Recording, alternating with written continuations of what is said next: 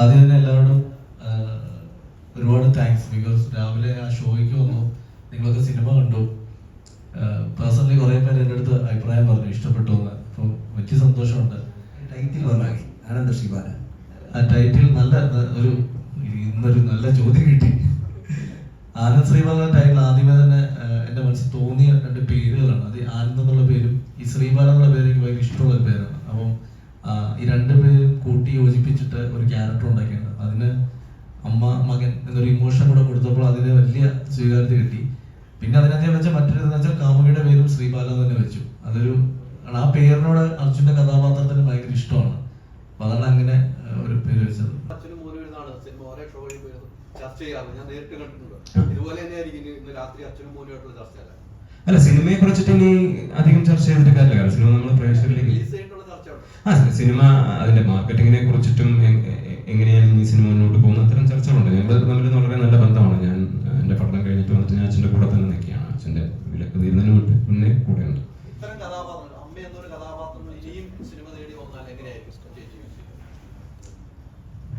അങ്ങനെയല്ല, ഞാനൊന്നും കുക്കപ്പ് ചെയ്യുന്നില്ല. എല്ലാം ക്രിയേറ്റേഴ്സ് ഉണ്ടല്ലോ, അവര് പറയുന്നത് എനിക്ക് ഇഷ്ടപ്പെട്ടാൽ അത് ഒരു വെറൈറ്റി ഫീൽ ചെയ്താൽ ചെയ്യും. അത് അമ്മയോ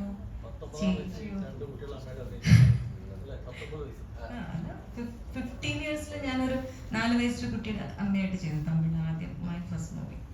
അപ്പം അത് അങ്ങനെയൊന്നും ഞാൻ ആലോചിക്കുന്നില്ല, എനിക്ക് ഇഷ്ടപ്പെടണം. ഓഡിയോ ലോഞ്ചിന്റെ ഇടയ്ക്ക് പറയുണ്ടായി, ഞാനൊരു വലിയ മാർക്കറ്റ് ഇല്ലാത്തൊരു നടനാണ്, എന്നെ വെച്ചിട്ട് ലീഡ് റോളിൽ ഒരു ക്യാരക്ടർ ചെയ്യാന്ന് പറഞ്ഞ വലിയ റിസ്ക്കുള്ള എലമെന്റ് ആണ്. ശരിക്കും അങ്ങനെ ഫീൽ ചെയ്യുന്നുണ്ടോ? ഞാൻ ഈ വാക്ക് മാർക്കറ്റ് ഇല്ല എന്നല്ലേ പറഞ്ഞ. എന്നെ വെച്ച് ആദ്യമായിട്ടാണ് ഇത്രയും വലിയൊരു പടം ചെയ്തത്.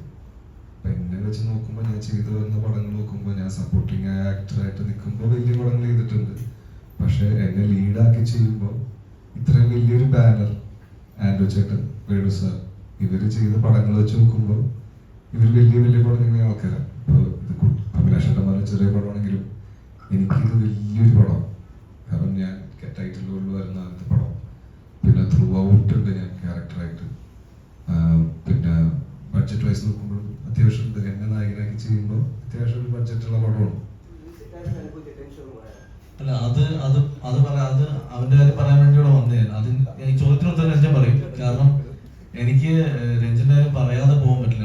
ഒരു സിനിമയെ അപ്ലിഫ്റ്റ് ചെയ്യുന്ന എപ്പോഴും മ്യൂസിക് ഡയറക്ടറാണ്. അപ്പൊ ഈ സിനിമേനെ ഓക്കെ ത്രില്ലർ ഏരിയ എനിക്കറിയാം, വിഷ്ണു അത് ഇവര് വർക്ക് ചെയ്ത് ഭയങ്കര. പക്ഷെ ഈ അമ്മ മകൻ ഇമോഷൻസ് പ്ലേ ചെയ്യുമ്പോൾ കണ്ണ് നിറയിപ്പിക്കാന്ന് പറയുന്ന ഒരു ചെറിയ കാര്യമല്ല. അത് എല്ലാ മ്യൂസിക് ഡയറക്ടേഴ്സും ചെയ്യത്തുമില്ല. ചില ആളുകൾ അത് ഭയങ്കര എക്സ്പീരിയൻസ് ആയി.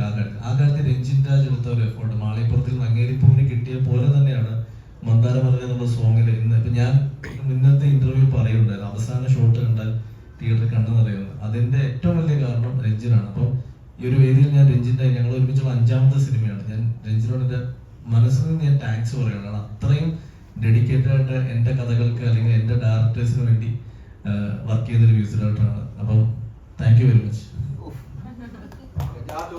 നല്ല കാര്യം ഇവിടെ താങ്ക്സ് പറഞ്ഞല്ലോ. അതോടൊപ്പം ഒരു കാര്യം പറഞ്ഞു, എനിക്ക് പോലും ഫീൽ ചെയ്ത സാധനം ഇന്ന് സിനിമ കണ്ടപ്പോൾ ഇപ്പൊ അമ്മ ഇമോഷൻ എനിക്ക് പെട്ടെന്ന് ഫീൽ ചെയ്ത് നമ്മുടെ ചെവിയിലേക്ക് ആഴത്തിൽ പറ്റിയ പാലത്തിന്റെ മുകളിലേക്ക് മറ്റു വണ്ടികൾ പോകുമ്പോൾ ആ സൗണ്ട് നമുക്ക് അവിടെ ഇരിക്കുമ്പോൾ ഒരു നമ്മുടെ ഹാർട്ടിലൊരു ബീറ്റ് ഉണ്ടാവും. അത് കൃത്യമായിട്ട് തന്നെ നമുക്ക് ആ വണ്ടി നമ്മൾ ആ പാലത്തിൽ നിൽക്കുന്ന പോലെ തോന്നിച്ചു. അത്രയും ബ്ലെൻഡ് ചെയ്യാൻ പറ്റിയെന്നുള്ളതാണ് ഈ സിനിമയിൽ. അതായത് സൗണ്ട് എഫക്ട്സും മ്യൂസിക്കും അത്ര സിങ്കായിട്ട് കഥാപരമായിട്ട് ട്രാവൽ ചെയ്തെന്നുള്ളതാണ്. അത് ഈ പറഞ്ഞ പോലെ അഭിലാഷിന്റെ കൂടെ ത്രില്ലർ പടത്ത് തന്നെയാണ് ഞങ്ങൾ ഒരുമിക്കുന്നത്. കടാവർന്ന സിനിമയിലാണ് ഞങ്ങൾ ഒരുമിക്കുന്നത്. പിന്നെ 10ാം അളവ് ചെയ്തു, നൈറ്റ് ഡ്രൈവ് ചെയ്തു. അപ്പോൾ അഭിലാഷിന്റെ സ്ക്രിപ്റ്റിന്റെ ഡൈനാമിക്സ് എന്തായാലും എനിക്ക് അറിയാം. അവൻ കഥ പറഞ്ഞിട്ടില്ലെങ്കിലും എനിക്ക് അറിയാൻ പറ്റാറുണ്ട് അവൻ ഏത് റൂട്ടിലായിരിക്കും സഞ്ചരിച്ചിട്ടുണ്ടാവുന്ന കാര്യം. അപ്പോൾ അതിൽ സംഭവിച്ചിട്ടുണ്ട്. പിന്നെ വിഷ്ണു ആയിട്ടുള്ള എക്സ്പീരിയൻസ് ഭയങ്കര എനിക്ക് ഒരു എൻ്റെ മ്യൂസിക്കൽ ലൈഫിൽ തന്നെ എനിക്ക് വളരെയധികം വാല്യൂബിൾ ആയിട്ട് ഞാൻ വിഷ്ണുവോടും പറയാറുണ്ട്. കാരണം അത്രയധികം എനിക്ക് സ്പേസ് വിഷ്ണു വന്നിട്ടുണ്ടായിരുന്നു. അപ്പൊ എനിക്ക് തോന്നുന്നു ഈ സിനിമയുടെ റിലീസ് കുറച്ച് ലേറ്റ് ആയി. അതുകൊണ്ട് തന്നെ കുറച്ച് നല്ല സമയം കിട്ടി, ഒരു 2-2.5 മാസത്തോളം സമയം കിട്ടി ഞങ്ങൾക്ക് ഡിസ്കസ് ചെയ്യാനും ചെറിയ മൈന്യൂട്ടായിട്ടുള്ള കാര്യങ്ങൾ, ചില എറേഴ്സ് മാറ്റാനും ചിലത് റീതിങ്ക് ചെയ്യാനും അങ്ങോട്ടും ഇങ്ങോട്ടും തർക്കിക്കാനും നല്ലതിന് വേണ്ടിയിട്ടുള്ള തർക്കം അതൊക്കെ സംഭവിച്ചിട്ടുണ്ട് ഇന്ന് മീഡിയയുടെ മുന്നിൽ പലപ്പോഴും ഞാൻ എല്ലാ പടം കഴിഞ്ഞാലും മീഡിയയുടെ മുന്നിൽ വന്ന് സംസാരിക്കില്ല. അപ്പൊ ഞാൻ ഇന്ന് പറഞ്ഞു, ഞാൻ ഇന്ന് പ്രൗഡായിട്ട് എല്ലാവരോടും പറയും തിയേറ്ററിൽ പോയി സിനിമ കണ്ടേക്കണം എന്നുള്ള കാര്യം എന്ന് പറഞ്ഞു. അത് എന്റെ മനസ്സെന്ന് പറഞ്ഞതാണ്. ഫ്രണ്ട്ഷിപ്പ് നിങ്ങളുടെ ഒരു കോംബോ ഉണ്ടല്ലോ. തീർച്ചയായിട്ടും അഭിലാഷിന്റെ കൂടെ ഞാൻ പറഞ്ഞില്ലേ, ഇത്രയും ഫോർമലായിട്ട് ആദ്യമായിട്ട് അഭി സംസാരിക്കുന്നത് ഞാൻ കാണുന്നത്. എന്തായാലും താങ്ക് യു കിട്ടിയില്ലേ. താങ്ക് യു കിട്ടി. നിങ്ങൾ എല്ലാവരോടും നന്ദിയുണ്ട് എനിക്ക്. അടുത്ത പടത്തിന്റെ റെക്കോർഡിംഗ് നാളെ തുടങ്ങുക. അത് അഭിലാഷേട്ടനെ കൊണ്ടൊന്ന് പാടിപ്പിക്കണം കേട്ടോ. ഞാൻ നേരത്തെ പറയുന്നത് അഭിലാഷേട്ടനോട്ടൊരു പാട്ട് പാടാനുണ്ടെന്ന് തോന്നുന്നു. അമൃതാദാസ് എങ്ങനെ ഉണ്ടായിരുന്നു? മാധ്യമപ്രവർത്തകയാണ്, ഞങ്ങളൊക്കെ ജോലിയാണ്. എങ്ങനെ ഉണ്ടായിരുന്നു? എനിക്ക് പറഞ്ഞ പോലെ മാധ്യമപ്രവർത്തകരുടെ പണി അത്ര എളുപ്പമല്ലാന്ന് മനസ്സിലായി. ഈ കടിതട്ടി മലയാളം ഈ റോഡ് സൈഡിൽ വെയിലത്തും ഇതിലൊക്കെ നിന്ന് സംസാരിക്കുന്നത് ടിവിയിലൂടെ ഇരുന്ന് കണ്ട എക്സ്പീരിയൻസേ ഉള്ളൂ. പക്ഷെ അത് ചെയ്തപ്പം അത്യാവശ്യം കറക്റ്റ് ലൈവ് ലൊക്കേഷൻസിൽ വെച്ചൊക്കെ തന്നെയാണ് ഏകദേശം അത് ഷൂട്ട് ചെയ്തേക്കണേ. അപ്പം അതിൻ്റെ ഒരു ഡിഫിക്കൽട്ടി മനസ്സിലായി. പ്ലസ് ഈ സിനിമ അത്രയും സീരിയസ് ആയ ഒരു സബ്ജക്ട് ഹാൻഡിൽ ചെയ്യുന്നതുകൊണ്ടും പിന്നെ ഒരു വലിയ ടീം, വലിയ കാസ്റ്റ്, ഒരുപാട് ക്രൂ ഉള്ള ഒരു സിനിമ വർക്ക് ചെയ്തതിൽ ഒരുപാട് സന്തോഷം. ലൈവ് കുറച്ച് ഡയലോഗ് ഹിന്ദി വരുന്നുണ്ടല്ലോ, അതെങ്ങനെ ഉണ്ടായിരുന്നു എക്സ്പീരിയൻസ്? നമ്മൾ കുറെ കാണിക്കുന്നുണ്ട്. എനിക്ക് മനസ്സിലായില്ല ചോദ്യം. ആക്കി ചോദിച്ചാണോ? അല്ലല്ല, ആക്കിയതല്ലേ, സീരിയസ്ലി പറയാ. ഞങ്ങളൊക്കെ പറയുന്നത് നിങ്ങൾ അത് അഭിലാഷേട്ടൻ മറ്റേ രാവിലെ സ്ക്രിപ്റ്റ് വരുന്ന ടൈപ്പ് ഒരു തിരക്കഥാകൃത്താണ്. അപ്പം എനിക്ക് തലേദിവസം തന്നിരുന്നു സ്ക്രിപ്റ്റ്. പക്ഷെ രാവിലെ ഞാൻ അത് പഠിച്ചിട്ട് പോയപ്പം വിഷ്ണു ചേട്ടൻ പറഞ്ഞു, അയ്യോ പറഞ്ഞു ഇതാണോ പഠിച്ചത്, ഇത് നമ്മൾ കട്ട് ചെയ്താണ്, ഇതിന്റെ ബാക്കിൽ വേറെ എഴുതിയിട്ടുണ്ടെന്ന് പറഞ്ഞു. എന്നിട്ട് അത് വായിച്ചപ്പോഴാണ് മറ്റേ എന്തായിരുന്നു, കാപട്യം നിറഞ്ഞ അധികാരതീർന്ന രാഷ്ട്രീയത്തിന്റെ വികൃതമായ മുഖത്തേക്കാണ് വിരൽ ചൂണ്ടുന്നത്. ഇങ്ങനത്തെയൊക്കെ ഇതിന് മുമ്പുണ്ടായിരുന്നു കേട്ടോ. പക്ഷേ ഞാനത് ഓർക്കും, കാരണം അന്ന് ഞാൻ മറ്റേ ഇവർക്ക് ഒരു 20 മിനിറ്റ് എങ്ങാണ്ട് അവിടെ പെർമിഷൻ ഉള്ളൂ. അത് അപ്പൊ തന്നെ ഷൂട്ട് വേഗം വേഗം സമയം, ഈ മനുഷ്യൻ അവിടെ കാണാനില്ല, ഇടയ്ക്കെങ്ങാണ്ട് ആ വഴി പോയി. അപ്പൊ അതിനുള്ളത് ഞാൻ കൊടുത്തിട്ടുണ്ടായിരുന്നു. പക്ഷെ അത് അന്ന് പഠിച്ചാണ്, എളുപ്പമല്ല ചേട്ടാ, കഷ്ടമാണ്.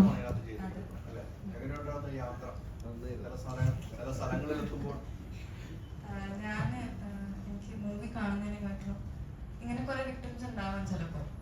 അപ്പൊ എനിക്ക് ഫീൽ ചെയ്തത് അപ്പ നമ്മളെ പാരന്റ്സിനെ കുറിച്ചൊക്കെ എല്ലാം ചിന്തിക്കുന്നത്, അപ്പൊ അവരെത്ര അതിന് കഷ്ടപ്പെട്ടിട്ടുണ്ടാവും. എനിക്ക് അത് ചെയ്തപ്പോ എനിക്ക് അതാണ് ഫീൽ ചെയ്തത്. ഇന്ന് കണ്ടപ്പോഴും ഞാൻ ഇമോഷണൽ ആയത് അതിനാണ് കൂടുതൽ എനിക്ക് ഫീൽ ആയത്. അതുകൊണ്ടാണ് ചേട്ടൻ ചെയ്തേക്കുന്ന നൈറ്റ് ഡ്രൈവ് ആണെങ്കിലും അത് റിട്ടേൺ ചെയ്തേക്കണം. അപ്പൊ അതിനകത്ത് ഒരുപാട് എനിക്കൊന്ന് ഹോറർ ബേസ്ഡ് സസ്പെൻസ് അങ്ങനത്തെ സംഭവങ്ങൾ ചേട്ടാ ജോണർ അങ്ങനത്തെ എടുക്കുന്നത്, അതിനെന്തെങ്കിലും കാരണമുണ്ടോ? ഇല്ല, ത്രില്ലർ എഴുതാൻ ഭയങ്കര ഇഷ്ടമാണ്. ത്രില്ലേഴ്സ് എഴുതാൻ ഇഷ്ടമുള്ളതുകൊണ്ട് പിന്നെ അത് കറക്റ്റായിട്ട് കൺവേ ചെയ്യാൻ പറ്റുവാണെങ്കിൽ ആ സിനിമ എപ്പോഴും ശ്രദ്ധിക്കപ്പെടും. അപ്പൊ അതുകൊണ്ടാണ് ത്രില്ലർ സിനിമകൾ ചൂസ് ചെയ്തത്. പിന്നെ ഇങ്ങനത്തെ സബ്ജക്റ്റുകൾ എനിക്ക് ഭയങ്കര താല്പര്യമാണ്. ഈ റിയൽ ഇൻസിഡൻസിനെ ബേസ് ചെയ്തിട്ട് ഒരു സിനിമാറ്റിക് സ്റ്റോറി ക്രിയേറ്റ് ചെയ്യുന്ന പറഞ്ഞാൽ എൻ്റെ എല്ലാ കഥകളും റിയൽ ഇൻസിഡൻസ് ആണ്. അപ്പൊ അതിനെ ബേസ് ചെയ്തിട്ട് എഴുതുമ്പോൾ ഒരു ചലഞ്ചുണ്ട്, കാരണം ഇതിനെ എങ്ങനെ നമ്മൾ അതിന്റെ ക്ലൈമാക്സിലേക്ക് എത്തിക്കാന്നുള്ളത്. അപ്പൊ അത് ഈ കഥ ആദ്യമായിട്ട് എഴുതണമെന്ന് തോന്നി ഞാൻ ഡിസ്കസ് ചെയ്ത എല്ലാവരും പോസിറ്റീവ് പറഞ്ഞു. പിന്നെ വിഷ്ണുവോട് സംസാരിക്കും, വിഷ്ണുവിന് അത് കണക്ട് ആവുന്നു, പ്രൊഡ്യൂസേഴ്സിന് ഓക്കെ ആവുന്നു, ആർട്ടിസ്റ്റിന് ഓക്കെ ആവുന്നു. അങ്ങനെയാണ് അത് ഒരു പ്രോസസ്സിലേക്ക് എത്തിയത്.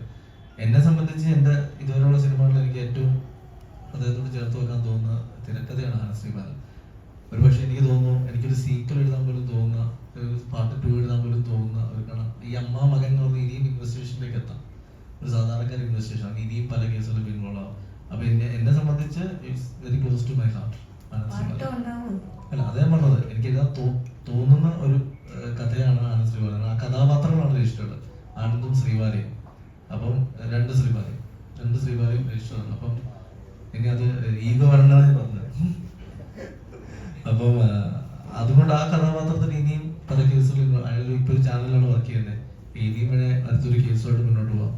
അപ്പം വിഷ്ണു ഒക്കെ പറയുകയാണെങ്കിൽ ഞങ്ങൾ പാർട്ട് 2 പ്ലാൻ ചെയ്യും.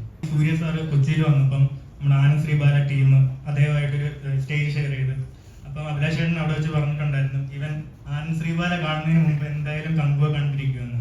അപ്പൊ ഇന്നലെ സിനിമ ഇറങ്ങി ഗംഭീര പ്രതികരണമാണ് ഇന്ത്യ മൊത്തത്തില്. ഇപ്പൊ എന്താണ് ചേട്ടൻ പറയുന്നത്?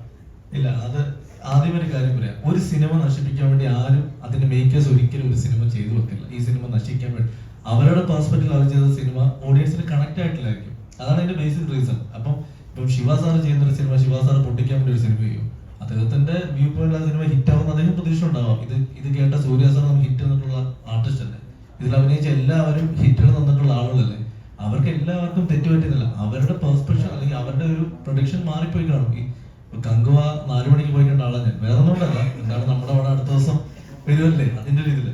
പക്ഷെ ആ സിനിമ കണ്ടപ്പോൾ എനിക്ക് ഫീൽ ചെയ്തൊരു കാര്യം, അവര് കൺവേ ചെയ്യാൻ ശ്രമിച്ച ഒരു വേ ഓഫ് മേക്കിങ്ങോ സ്റ്റോറി ടെല്ലിങ്ങോ ഒരു സാധാരണക്കാരെ ഓഡിയൻസിന് ചിലപ്പോൾ കണക്ട് ചെയ്തിട്ടില്ല. അതാണ് ഇപ്പൊ റിവ്യൂസ് വരുമ്പോൾ ഒക്കെ വളരെ പ്രശ്നമുള്ളത്. പക്ഷെ നമ്മളതൊന്നും പ്രശ്നമൊന്നുമില്ല കേട്ടോ. ഞങ്ങൾ സൂര്യ സാറിനെ കാണാൻ ഫാനായിട്ട് പോയതാ. ഇത് വെച്ച് ശരി, ഞങ്ങൾ അവർ ശരിക്കും പറഞ്ഞാൽ സ്റ്റേജിലേക്ക് ചെല്ലുമ്പോൾ ഞങ്ങൾ ഭയങ്കര പ്രൗഡ് മൊമെന്റ് ആയിരുന്നു. ആനന്ദ് ശ്രീബാല ടീമിന് അദ്ദേഹത്തിന് ഇപ്പോൾ സ്റ്റേജിൽ നിൽക്കാൻ പറ്റുമെന്നുള്ളത്. അന്ന് എനിക്കൊന്ന് അപർണയും ഞാനും വിഷ്ണു കൂടെയാണ് പോകുന്നത്, നമ്മുടെ മാളിപ്പുറം വിഷ്ണു. അപ്പം സത്യം പറഞ്ഞാൽ എനിക്ക് ഭയങ്കര പ്രതീക്ഷയുള്ള സിനിമയായിരുന്നു കേട്ടോ. അതിന്റെ ഒരു ട്രെയിലറൊക്കെ കണ്ടപ്പം ഒരു ഭയങ്കര വേറെ ലെവൽ സിനിമയായിരിക്കും എന്നാണ് തോന്നിയത്. മേക്കിംഗ് വൈസിലൊന്നും അല്ലെങ്കിൽ അതിലൊന്നും ഒരു കോംപ്രമൈസ് ഉണ്ടല്ലോ, എന്തോ എനിക്ക് അറിയില്ല, എല്ലാ ഓഡിയൻസും അത് കണക്ട് ആയിട്ടില്ല. അതാണ് അതിന്റെ ബേസിക് റീസൺ.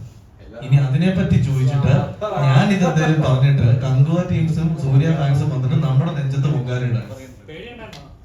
കങ്കുവയുടെ കാര്യം അല്ല, നമ്മുടെ പ്രൊഡക്റ്റിൽ കോൺഫിഡൻസ് ഉണ്ടെങ്കിൽ അങ്ങനത്തെ പ്രശ്നമൊന്നുമില്ല. ഇപ്പം ഒരു സിനിമ ഇറങ്ങുന്നതുകൊണ്ട് മറ്റേ സിനിമ കാണില്ല എന്ന് പറയുന്നത് അതൊക്കെ കഴിഞ്ഞു. എല്ലാ സിനിമ എല്ലാവരും കാണുന്നുണ്ട്, അത്രേ ഉള്ളൂ.